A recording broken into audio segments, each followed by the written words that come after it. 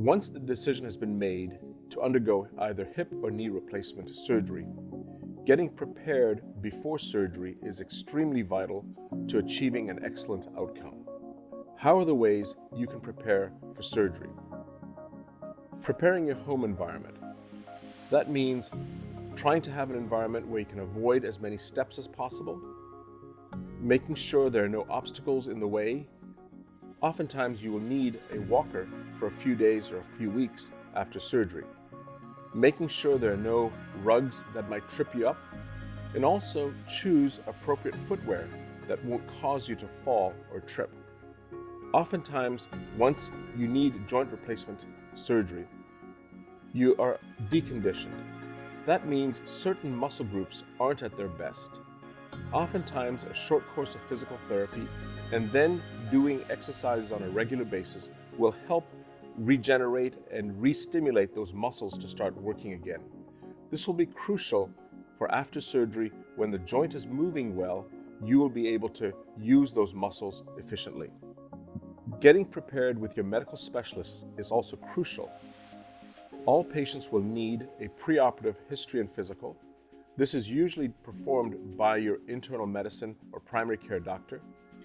We recommend seeing a dentist at least 6 months before your surgery, because sometimes underlying dental problems can really create an environment that might promote an infection.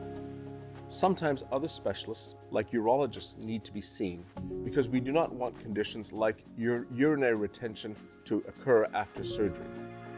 And of course, your primary care doctor will advise you on what other specialists you need to see. Mentally, once a decision is made to undergo surgery, oftentimes anxiety goes way up.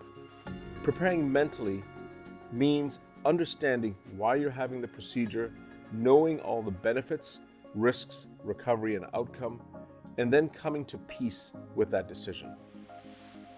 Spiritual preparedness also helps achieve that sense of peace. That means you've thought of all the alternatives and one can relax knowing that this is the right thing for you to do. Another way to prepare for surgery is to choose a coach. Oftentimes, this is going to be your spouse or partner.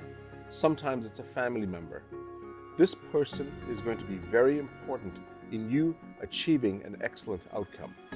Nowadays, we find that getting out of a hospital environment very quickly is actually very beneficial to the patient in terms of avoiding complications.